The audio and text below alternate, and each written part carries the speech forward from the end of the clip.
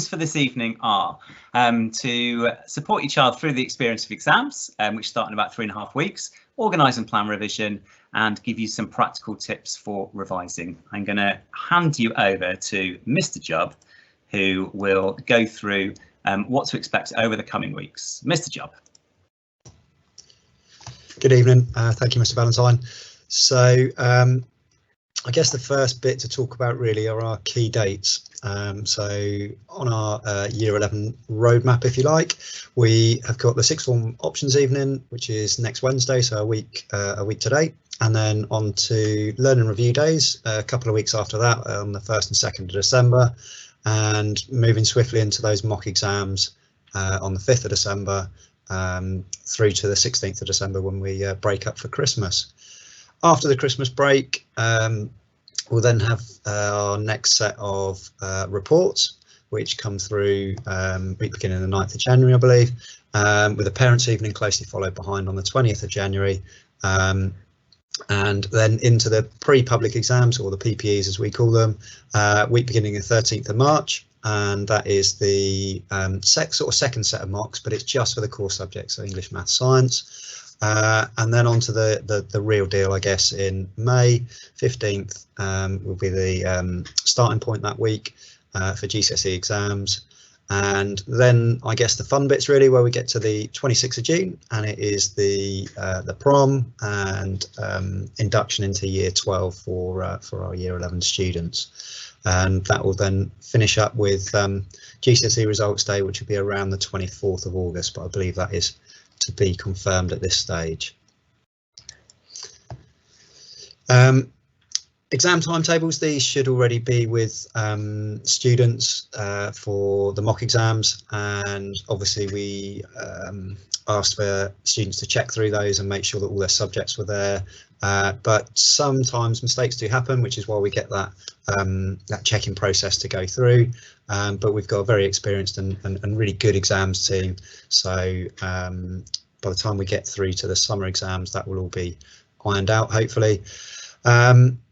And I guess these mocks really are about getting the experience of the exams, and to show that in the summer preparation is key, as it is going to be a bit of a whirlwind with a large number of exams in those few weeks, and these mocks are a good way of preparing you for that, really. On the website there's a dedicated area with a full timetable and some guidelines and some revision help as well. Alongside that, we've got the tutor programme, which is Vesper. We talked about this in the parent information evening right at the beginning of the year, but just a reminder really, and talking through how that looks at those 5 main areas of vision, so having some goals, effort, systems, practice and attitude, and how essentially Vesper is about aiming to provide strategies to improve whichever of those may be a weaker area, to help with their academic studies, but also just with general life situations as well. And a lot of the research based behind this Vesper program is actually from the world of business. So yeah, not just for this year, but also for the future as well. So I guess key bits really are what you can do to help your son or daughter, and first and foremost we've got to secure a quiet place for study.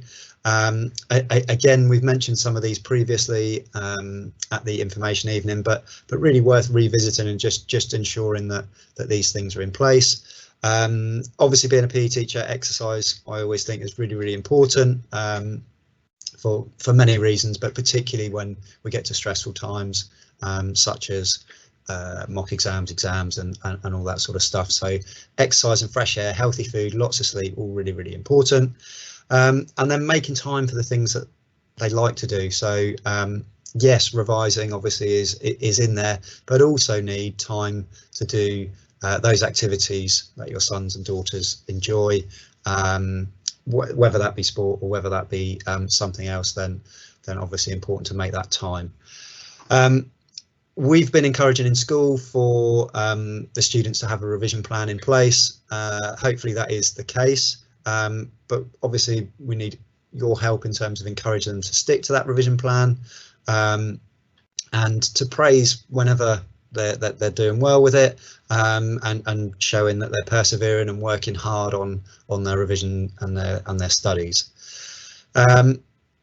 Equally important, being around, taking an interest, but being careful, I guess, not to try and take over really, and just to make sure that yes, you're interested and yes, you want to find out how they're getting on, but not to necessarily step in and go, oh, I think we should revise it this way or that way. So yeah, important to keep that in perspective as well. So really important that the students have a good idea that yes, exams are important, but they're not the be all and end all. So making sure that yes, they're doing all the preparation they need to do, but equally keeping it in that context of all they can do is they can do their best. If you're at all worried, then obviously get in touch with us in school, whether that's through Head of Learning or whether that's tutors, then please feel free to do so.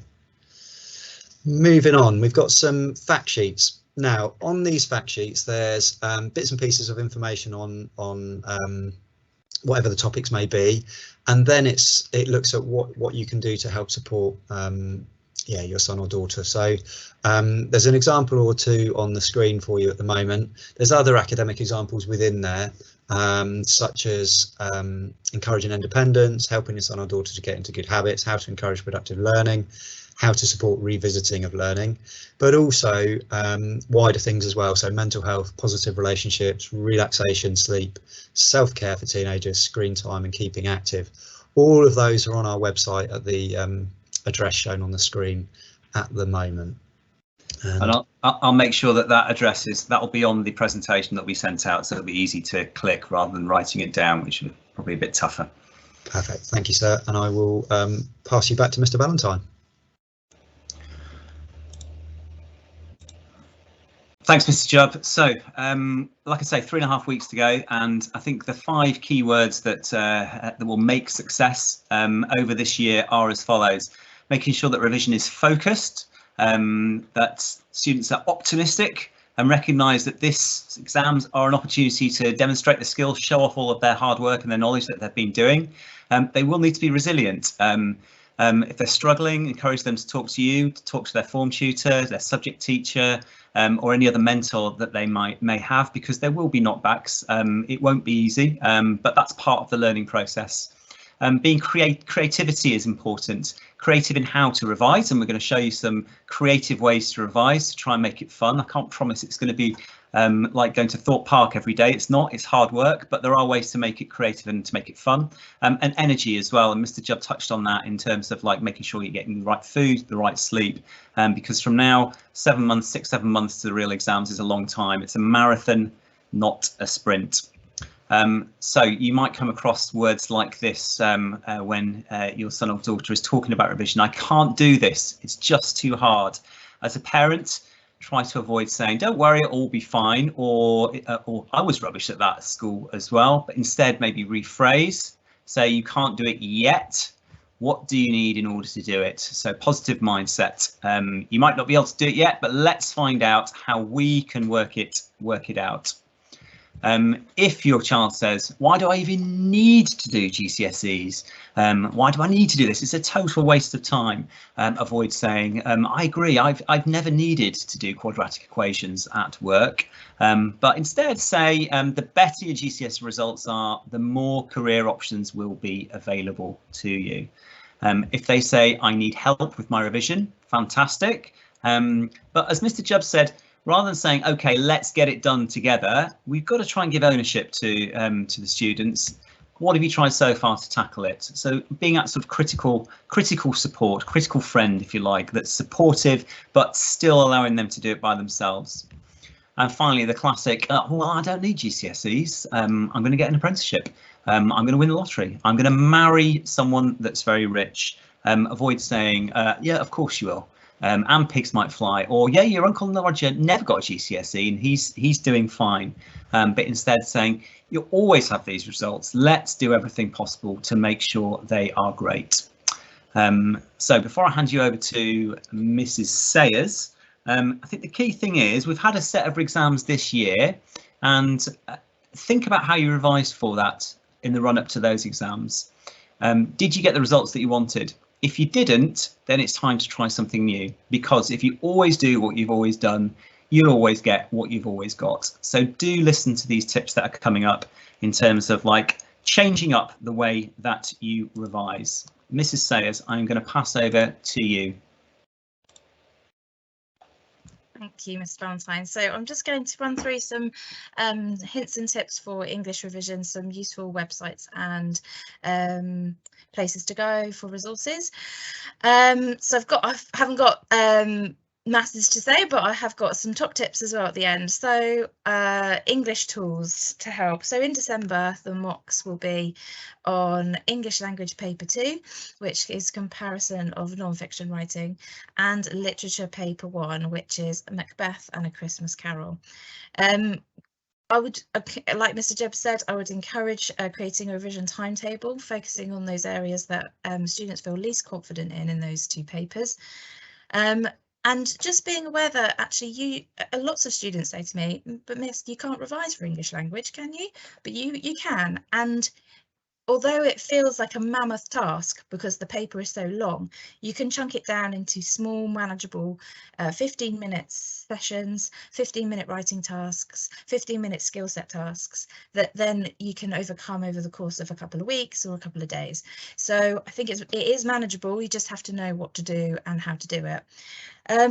Our English Padlet is an amazing resource that you can use to find past papers. You can find online resources to access supportive revision videos, quizzes to help you on Seneca. There's the BBC Bite Size for English for Language and Literature, which is also really excellent.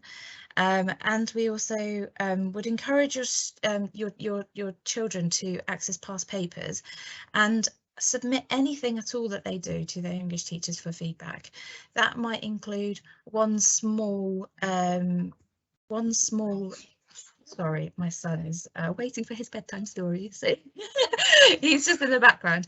But yeah, so basically the small chunkable questions you can do and submit to your English teacher, and they only take about 10 minutes, and your teacher can easily give you feedback, really quick, easy, say, oh yeah, here you've done a really great analysis of, but you could do a little bit better in this area. So you don't have to spend an hour and 45 minutes on a language paper. You can spend 15 minutes on a paper 1 question 2, and you can get feedback there straight away. We're also after Christmas hoping to do lunchtime boost revision sessions, so your child might be invited to one of those, either as a sort of a targeted intervention session or a voluntary session. If you could move the slide on, please, Mr. Ballantyne. So we have a Pixel Lit app, which you can access usually with the school ID and username as is there. We've got Mr. Bruff on YouTube, which has access to various videos on the exam papers. And as I mentioned before, the English Padlet. Seneca is a great resource that your teachers probably already use and set quizzes for. And they are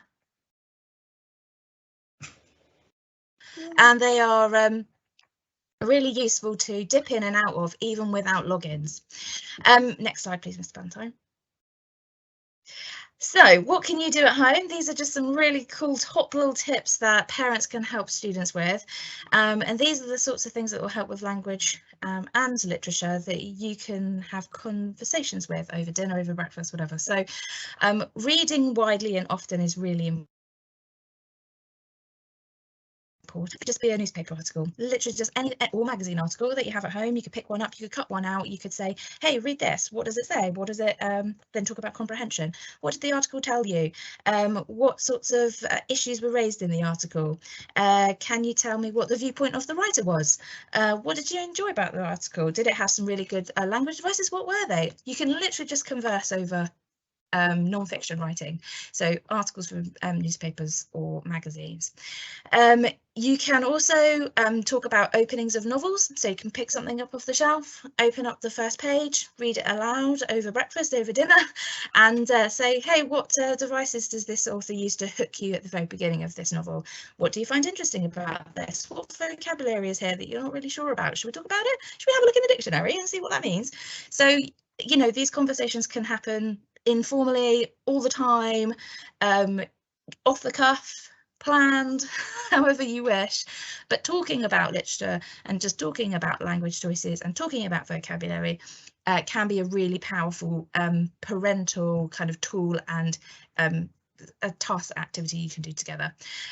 Other things, well, we work on stamina, we work on how to write more of something in a shorter space of time. Given the exam is quite lengthy, but also does require to write for really lengthy periods of time, especially section B, which is the writing section. It's a 45-minute creative writing task. We have things like the writing stamina challenges, so you could do literally give them a stimulus of one word, time them for 1 minute, see how many words they write, and do that every single night and see if they get better. And that can be a really useful tool to think about stamina and building up that literally muscle power in your writing as well. Leveling up a vocab. So again, as I mentioned before, if you have a newspaper article or an opening of a novel, you can talk about vocabulary choices, but you could say, okay, what words would you choose to describe this particular place? You could find images in newspapers or magazines. You could ask them to go outside and take a picture of your garden or something interesting on a walk. You could bring it back to the dinner table, and you could then talk about the way in which they would describe that place, that scene, that journey, and talk about how they could level up their vocabulary and make it even better. So I'm just talking about little things that you can do, but are tiny building blocks to thinking about language and thinking about how they could improve their own creative writing. I've written down Sherlock Holmes style mind palace. If you know Sherlock Holmes, he has a way of remembering things in different places, and just literally, if you had, for example, there's a quotation from Macbeth: "Too full of the milk of human kindness to catch the nearest way." If you were to stick that on your milk bottle, for example, because it mentions the milk of human kindness, and your child was to remember that it was on the milk bottle, that is a really good way of them remembering and recalling the quotation for the exams. So sticking quotations in random places, but then asking them to recall where they are. So what's on the fridge door? What's on the back of the utility room door, what's on the washing machine window, and seeing if they can recall quotations from our various texts. And that can be really powerful in the exam hall when they're struggling to think of something and they're struggling to think of a quotation to help support their response. And very finally, just to let you know, with the Learning Review Day coming up, that we will be offering and we will be having the opportunity for students to do a walking talking mock. If not in person, then those resources are recorded and they are accessible through the shared folder Miss Ballantyne will share with you. So students can sit down and actually literally are walked and talked through how to approach and answer questions on language paper 2 in the reading section and the writing section. They're separate because they're such massive sections, so you can do them at your leisure. And equally, as I mentioned before, you don't have to do a whole section in one sitting. You can do a question 1 and 2, which might take you 20 minutes one evening, and then do a question 3 the following evening, which is another 15 minutes. So it's really just keeping it small, manageable, chunked up, asking your teachers for feedback. Today I had a conversation with my colleagues and said, you know, I'm obviously doing this evening, and expect students to be issuing you extra essays that they're doing at home for revision for feedback, whether that be little or big. Your teachers are waiting and willing to give you some feedback and some positive kind of feed forward ideas. And I think that's it from me. Thanks very much, Mrs. Sayers. I'm going to pass over to Miss Avery-Doyle for some maths tips. Hi there, hi everyone. So maths. Slide. Brilliant. So I'm talking about maths. So I've got a couple of top tips here. The maths is slightly different to English in how we approach it, but lots of overlap as well. For maths, I would really encourage revising little and often. So finding those 15 minutes, 20 minutes, half an hour to do a bit of maths, okay, and not doing sort of an hour, 2 hours back to back. I think bursts are really important. And as Sir was saying earlier, finding somewhere that's quiet for you to be able to focus. The materials that are available, there's lots, but what I really want to do is try and target a couple of ideas, because I think it can be quite overwhelming if there's endless places for you to go. But you already have your classwork. Some of you have revision guides, which I'll talk about, and there are online platforms which we already use, Hegarty Maths being one of them. I'm going to talk about Maths Genie in a moment, which I really want to push and I think is a great resource for both foundation and higher students. So those are the sort of places I would be looking for revision tools, which I'll come on to. Also in January, when we have Parents' Evening, we will be launching our workbook, which is predominantly past papers that you will complete as part of your homework. So moving forward post sort of January and onwards, all homeworks will be past paper questions, which the teachers will be marking weekly, and then you'll be getting feedback on. So a really good opportunity to put all the content that we've learned into action, even more so. There will also be weekly revision sessions, so both lunchtime or after school, depending on your teacher. So I'd really encourage you to access all those different places, what works for you. Some people prefer on paper, some people prefer online, but most definitely attending the revision sessions is a must. The workbooks is a must, and also we do have revision cards available for foundation or higher at school if flashcards are something that work for you. Next slide, please. So in maths, really, practice makes perfect. Okay, we've got to the point now in with most classes, okay, foundation and high, where we're coming now towards the end of the course. So by Christmas time, we'd expect to be pretty much finished, just tying up some loose ends with your children. So practicing these questions really is what is going to help them moving forward and achieving the best they can in the mocks. The students will be sitting 3 nearly full papers, so there won't be any surprises on there. It will be content we've covered, but as I said, we're very close to the end of the course, so we're trying to mimic a full paper. Now the students sit 3 papers. 1 is non-calculator and 2 are calculator. So really basic, but sometimes gets forgotten, is equipment. Okay, so your children having the correct calculators, having their rulers and pencils and pens, being ready for the exam.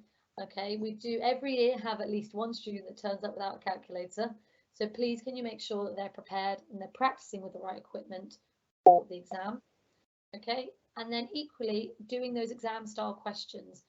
Learning the content in lessons is absolutely fine, and we're moving towards far more practice, and your children should be doing exit tickets in their lessons, which should ring a bell. But we started doing 15 marks in 15 minutes, which is basically doing the first 15 marks of the exam, okay, and doing it timed in 15 minutes. So like Mrs. Sayers was saying, doing small, something that's manageable, 15 minutes of time. And again, they can be self-marked. Where I'm going to guide you has full worked solutions online, but equally more than happy, we love doing maths, more than happy for you to bring any completed worked exam papers or parts of them, or one question that's worth 5 marks. Please do bring those to teachers, because it really is just all about practice. And finally, I put it in the top right hand corner there, your progress tracker. Now this is at the front of your book. You should be using this with your teacher. You should be listing areas of maths that you want to revisit. We are spending time in lessons to guide you on how to, or your children, how to go about targeting areas of maths that they need to work on. They're at the front of their books. There's a list there. So again, if you want something targeted and specific, go to your progress tracker, find something for yourself to work on, and then using the online platforms, which I'm about to talk to you about, find somewhere for you to do a bit of maths on it. Slide, please. So before I get into that, the formulae. So Sarah's going to show you all the different formulae that are expected for you to know. Now I'm 99% sure, we're just waiting on the final say from the government, that actually students will get a formula sheet for maths. So the formulae sheet will come on a separate piece of paper. So we will provide that in the mocks so that the students get the same experience. This was the case in the summer, and they're now going to bring that forward for future years. Most definitely, like I say, I'm 99.9% sure, but the final, Sarah, I don't know if you know any more than me, but the government were waiting for the final green flag, but on the formulae. So the students will get that in the mock as well, so it will mimic what they have in the real thing. So the online resources which I've mentioned, your children should be familiar with Hegarty Maths and Dr. Frost, and more so Corbett Maths. These are all fantastic places for your children to find places to practice the maths. They also have support videos, worksheets, worked solutions, all at their fingertips. The one that I really want to talk about is Maths Genie, which lots of your children are already using. Maths Genie is fantastic for targeted graded questions. There's a little snippet there from the GCSE revision tab, which is at the top when you log in, and it will split up all of the different topics into grades from 1 up to 9. It will have videos, exam questions, some booklets and worked solutions so that your children can target exactly, looking at their target grades, looking at what they want to achieve, okay, their areas of strengths, their areas of weakness, and exactly work on the different skill sets at the right level for them. If they're unsure of what grade they should be looking at or what they want to aspire to, please do talk to your teachers. They know you very well. Majority of you we've had through year 10 and now into year 11, and we'll probably taught you further down. So your teachers are a great resource if you want to have a chat about, you know, where do you think you should start, what grade do you think you should be working on if you are unsure. We also have the Pixel Maths app Miss Sayers talked about for English. We'll be launching that in the next week or so. I had the privilege of going to the conference for Pixel, and there are some fantastic resources for you to tap into.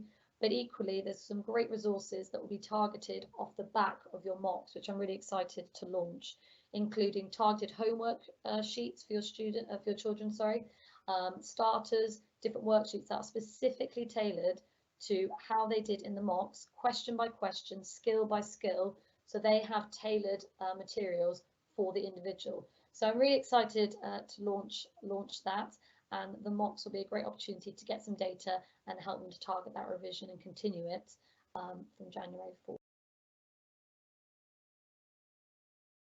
So revision guides, if you're interested in revision guides, they are sold in the finance office.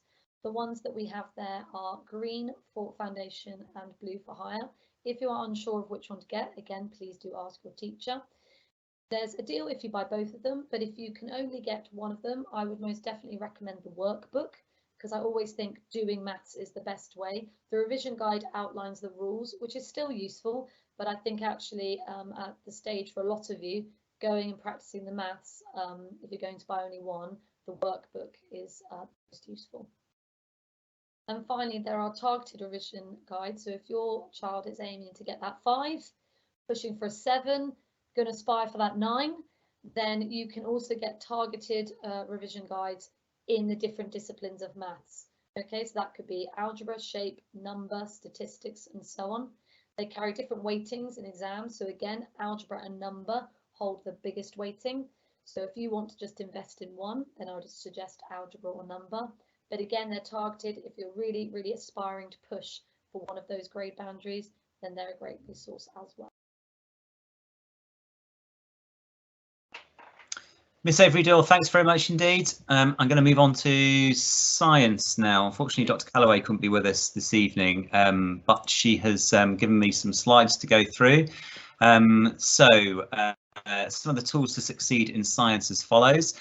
Science, the top tips are: make sure you're doing the homework to the best of your ability. What they're setting in for homework is very light, and all of these tests that they're doing in class at the moment are hint, more than likely to turn up in the mock. So they have a really good program where they take you through the content before the mocks.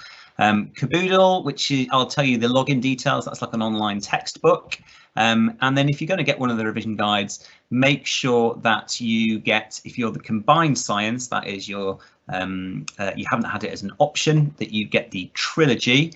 If you are a triple science, that means you take it as an option, so you do additional science, you need to get the individual books, but they are both in higher and foundation, so make sure you get the right one for that.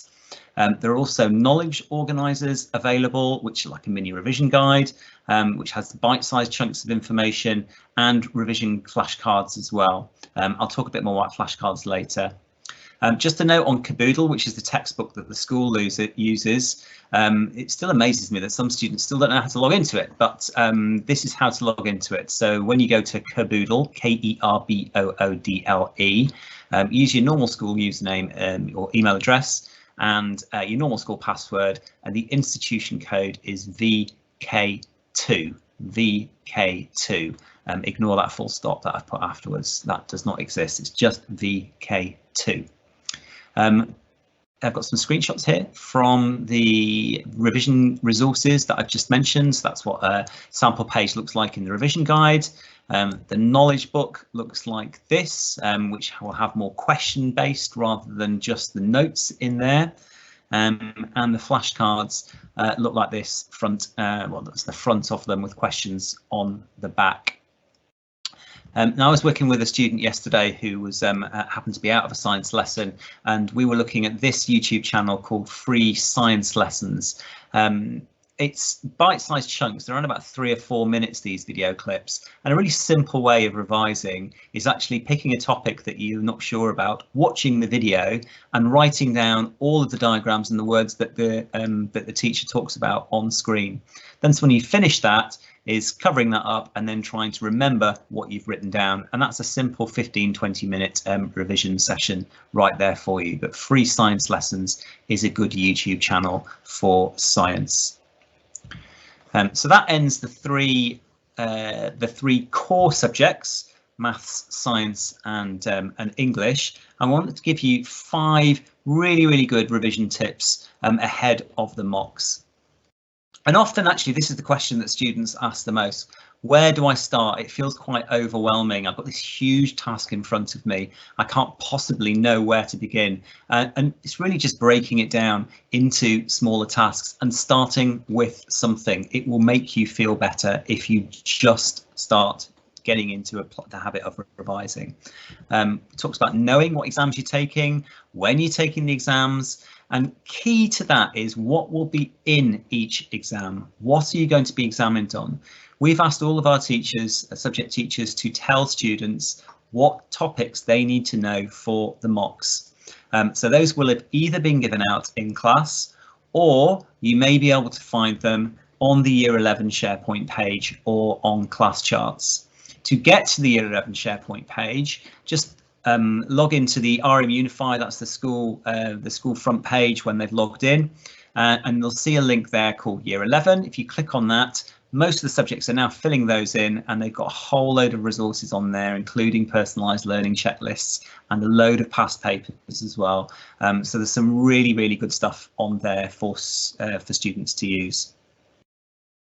I hope that last week your son or daughter came home proudly sporting a copy of the How to Revise book, which we gave out to every member of Year 11. It's really good book, not just in terms of practical advice, but also at the back of it, it's got some templates of revision timetables and checklists as well, so you can fill those in. And when you're planning a revision timetable, don't just write in Geography Monday, Geography Thursday, Maths Friday. You've got to put in what topic it is you're going to be doing on that Monday and Thursday and Friday. So Maths, angles, Geography, coasts, physics, topic in physics, gravity. Yeah. So be specific in your revision timetable. I'm very aware we've only got 3.5 weeks left, so how much revision should you be doing at the moment? I would say looking at round about 4 times 30-minute sessions of an evening, and slightly more than that on a weekend. Keep each subject to 30 minutes and see if you can get into that habit. Some people might do more than that, and we know that there will be some people that are doing less than that, but I think that's what we would be saying would be a good amount to do between now and the 5th of December.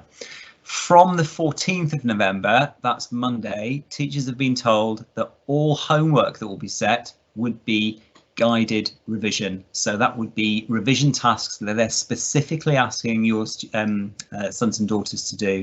And these can be included within those 4 times 30-minute sessions that I've just spoken about. So that's not over and above that 4 times 30 minutes, but that's a guide. It's around about 2 hours we will be looking at per night. I talked about learning checklists. Here's an example of 2.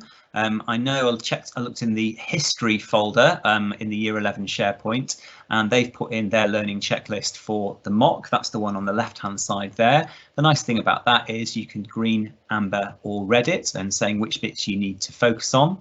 And then if you can't, for some reason, find the learning checklists and you have the revision guides, well, those are also learning checklists as well. Don't forget, if you've got those revision guides, feel free to write all over them. They are your books. If you need to colour code them, if you need to annotate them, then feel free to do that. This is just reinforcing that that shorter bursts are a really good way to work. So think about a 30-minute session, decide what you're going to do in that 30 minutes, write it down what you're going to do, set your timer, work on it, take a short break, and then keep going that way. So so get into a habit there. Okay. I'm going to jump through to this one. So 5 techniques to try for revision. The first one is here. It's condensing notes. So take a page of notes. Now that could be from the revision guide. It could be from your own notes. It could be from BBC Bite Size, but you've chosen a topic that you're going to revise. Make sure you read it and understand it, and then simplify it in your own words. So you can see the example I've given here, which is actually from the Green Book. It's taking a science topic. That's the full bit on the right hand side, and that bit in the middle is what a student has written in terms of simplifying it. So they've taken the keywords, they've taken the key points, they've added some imagery onto it, which is proven to aid recall, and made their own notes from that. Then cover up those notes that you've made, and on another piece of paper write down as much as you can remember. Once you've done that, check back to the original notes and fill in any gaps in a different colour. And there you go, bang, 25-minute easy chunk for one topic, and that's your revision. That is the simplest way to do some revision. It's active, it's got recall, and it's based on full notes pages that are there in the revision guide. An alternative to that is to make a mind map. Again, have the notes in front of you from the revision guide and break it down into a different way. This might be, this is you sort of mixing it up rather than doing the condensing all the time. You can try mind maps as a different way of doing it. It's a nice way, in this case, as you can see, to draw links and connections from characters that are in Macbeth. Make sure you keep all of these notes as well, because they will be great when you come back to them next summer. So the example there, you've got the main topic or question in the middle. For each point, draw out a branch and then write a keyword or phrase on each branch and build out further branches. Add pictures, diagrams, symbols, colours, any links and connections, and you've got a nice bit of revision there. So that's mind maps. Be creative, why not? Number 3 is flashcards. We've talked about getting the flashcards that are pre-made by some of the revision guide companies, but actually they're a really effective way for retaining information. And the act of making the flashcards is also revising. Obviously test yourself when you've done that, or get someone else to test you. That's where parents, you can join in. And they're really good for recalling facts, events, vocab, dates and formulae. You can buy them online or in WH Smith's. They're about £3 to £5 for 150. Some of them come in different colours, or just cut up paper into A6. The key thing is, though, use questions on the front of them. Keep them simple and make lots of them. And I'm just going to show you a nice little hack I saw for flashcards. If you look at this one here, which has the questions on the front, down on the bottom, it's got dates. So actually you can then tell when you last looked at them, and if you want to red, amber or green it as to how exact you got the answers, that's another way to do it. So one side questions and dates, color coded, chunk it by unit so that you know which bit's which bit goes with which topic, but it's a really good way of revision. There's just an example from the back. Now, both Mrs. Sayers and Miss Avery-Doyle talked about practice papers. Now, the thought of trying to sit down and do a 2-hour paper may be quite daunting and off-putting for students. So I've got another idea about what you could do with practice papers. In the first case, to find them, you can either check the exam board and go and look for them online, or within the Year 11 SharePoint folder, there are a whole load of subjects that have put past papers up there. But here's an idea about what to do with them. You can use them to create what I call an exam guide. So rather than just trying to do the exam in 2 hours, do some tasks like this. Think about how long should you be taking for each question. Highlight the number of marks available, divide by the number of minutes. Highlight the command words in each question. So just spend time looking at the questions and highlighting them. Do you understand what the question is asking you to do?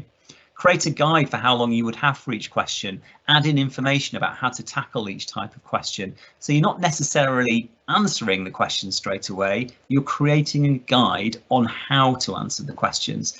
And then you can use your revision materials, your notes, to fill in that as well. So it becomes more of an interactive guide to how to do an exam rather than just having a go at a past paper and getting stuck. You could even make your own past papers for some of your subjects, replicating the structure and the command words used. And that's a really nice way to sort of like really challenge yourself. Plan answers, use mark schemes. Don't think that if you've got a 2-hour paper, you've got to finish it in 2 hours as part of your revision. It's a really good way of getting used to what the questions are going to show you.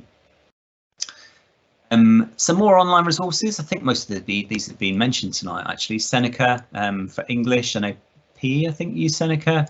BBC Bite Size, which is an alternative to buying revision guides. It's got really good notes on there. Quizlet is pre-made flashcards, and YouTube have some great channels on there as well, math, science, and other topics as well. One thing I would say, and I said it in November, is be wary of your son or daughter saying that TikTok is a great revision resource. In fact, I would actually say that phones are not a great revision resource. I think phones are the greatest distraction, we all know that, and they should be the reward and not the revision tool. Because when you got your phone out, you are only ever one notification away from distraction. So I know some people hide their phone in, or they put their phone like in the tea bag jar, downstairs, go upstairs and do their revision, and then come down after however long it is, and that's their reward for getting something done. But they will distract you, so I would recommend against keeping them away.